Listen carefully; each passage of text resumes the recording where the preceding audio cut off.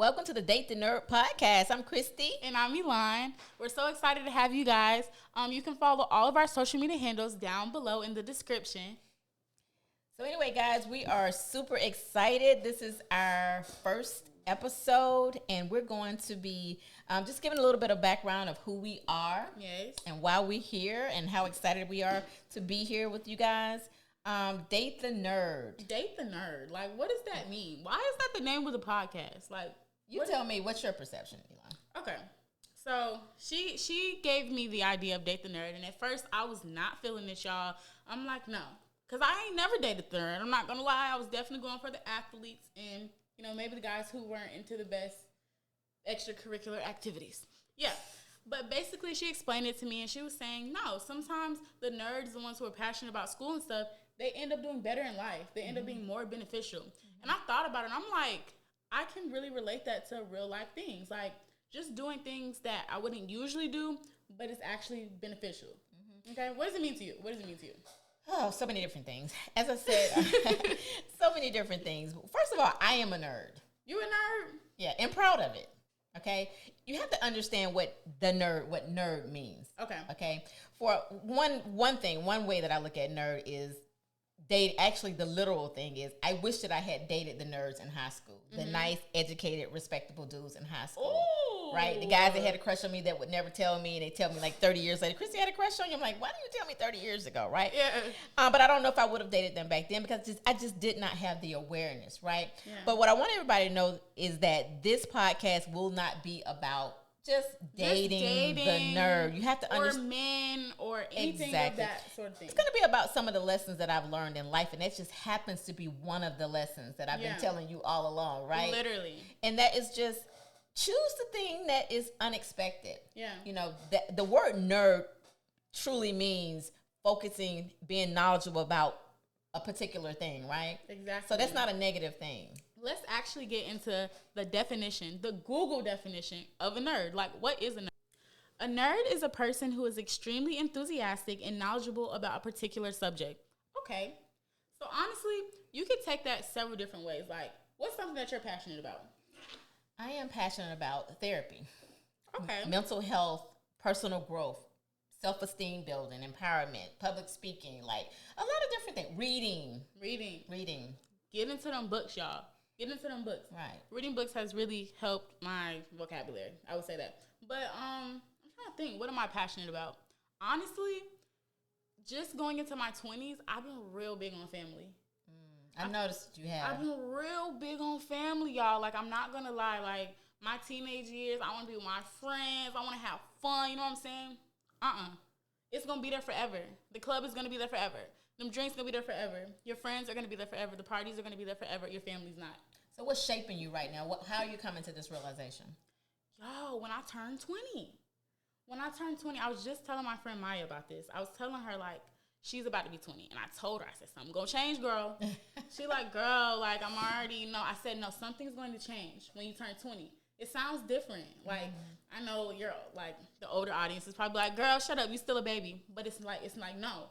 You're very mature, honestly. Yeah. 20 is different. It's like, I want more for myself now. It's not cute no more. Like, I'm about to be an adult. Like, I got to get into the program. So, I'm super proud of you. I'm so proud of you. I'm so glad to be doing a podcast with my baby. Yeah. So, some things that y'all can expect from this podcast. Let's get into that. What can they expect from this podcast? What can y'all expect from Date the Nerd podcast with Christy and Elon? Tell me about it.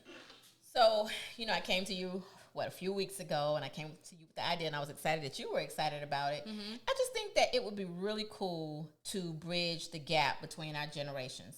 I'm Gen X, you're millennial, but you're a very mature millennial, and I'm a very immature If you're a Gen millennial, drop in the comments if you're a millennial. Yeah, and if you're a Gen X, of course, drop your information there as well. Not drop your information, what? But see what I'm saying? Because I'm Gen X, right? Drop your information is crazy, but we don't say that. Just drop it in the comments. You know what I'm saying? Yes. But yeah, I just feel like bridging the gap is so important. And like I said, like, I just want to be the best daughter. I want to be the best friend. I want to be the best partner. Like, you know what I'm saying?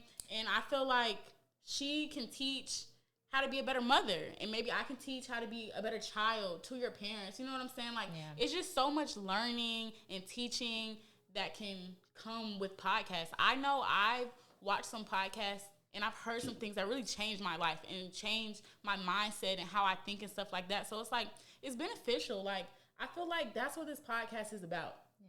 You know what I think more than anything, Elon? I think that we've been through a lot of stuff, a lot of personal stuff. We'll get into that later.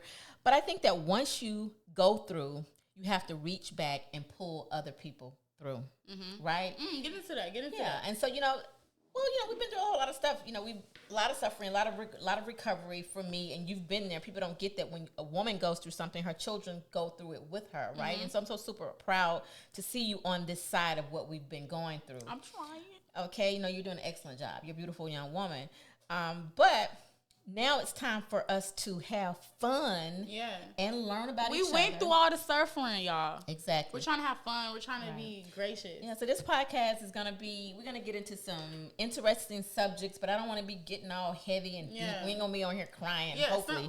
Some episodes will definitely be a little bit heavier. Intense, A little bit heavier because this is real life stuff. Exactly. This is real life. We done been through some real life stuff. And we want to talk about it because y'all been through some real life stuff too. Like, it's beneficial. And people are always asking me, I had a very global story. People are always asking, how are your kids doing? What's going on with your kids? And so I would just really love for people to see what an amazing young woman you've grown up to be.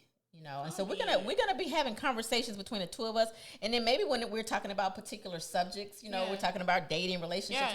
We'll bring some people on, absolutely, to answer some questions. But what we would really love is for people to, email us.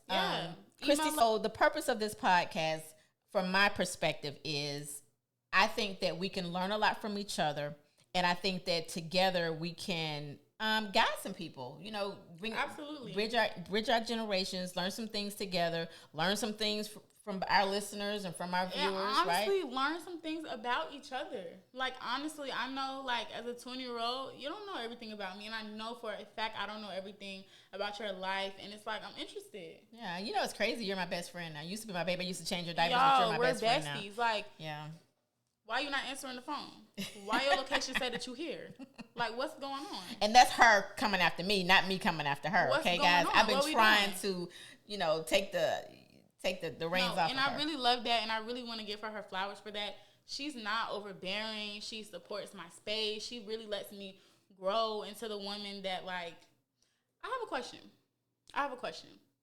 Do you feel like the way that you raised me is like why my values are like this today? Or do you feel like it was kind of like instilled? Or do you feel like no? Honestly, I was just winging it, baby. I was in survival mode. No, seriously, I was in survival mode most of the time. But I think the combination of your dad, you had an amazing father. I do. I think the combination of your dad and I always say, people say, assume, because I'm a domestic violence survivor, assume that I was a single mother. And I always correct people and say, I am not a single mother. I am a divorced mother who had primary custody of her children. You had a very active father. So I believe that the combination of you having an amazing father who was extremely supportive, who told you every day that he loved you, and me kind of allowing you to make your own decisions and giving you what we talk about in the therapeutic profession, autonomy to make your own decisions and be the woman that you wanted to be.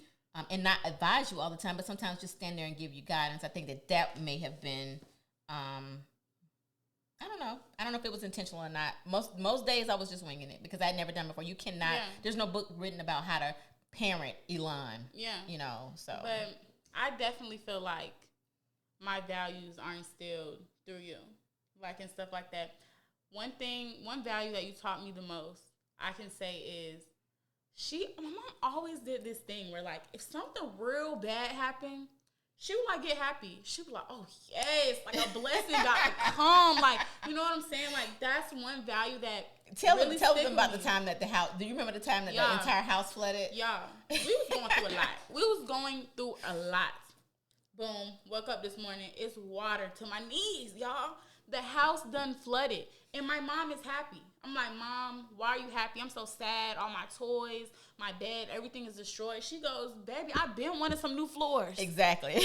I said, sweetheart, you know what I said? My exact words were, we need new floors, and we have full coverage insurance, house insurance. And so guess what? Within the month, we had brand new floors. Everything. We were struggling financially at that time. That was after, all of my reconstructive surgeries, and people didn't get that I was well known, but we were struggling financially, right?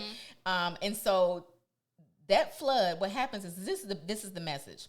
Sometimes the flood does not come to destroy you. Sometimes it comes to renew you, to wash the old things away so you can have new things, right? Ooh, so when the entire house was flooded, right? Yes. We then had the money to buy new stuff, replace the floors, paint the house, and within a year I was able to sell that house. I had enough equity in that house for us to rebuild our lives.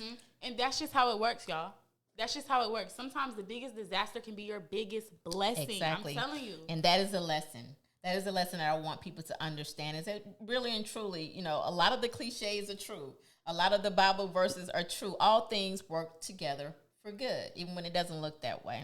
And I just want to, we're about to wrap it up shortly, but I just want to say, touching back on what you said a little bit earlier, that's one thing I love about this podcast. We have so many topics to cover.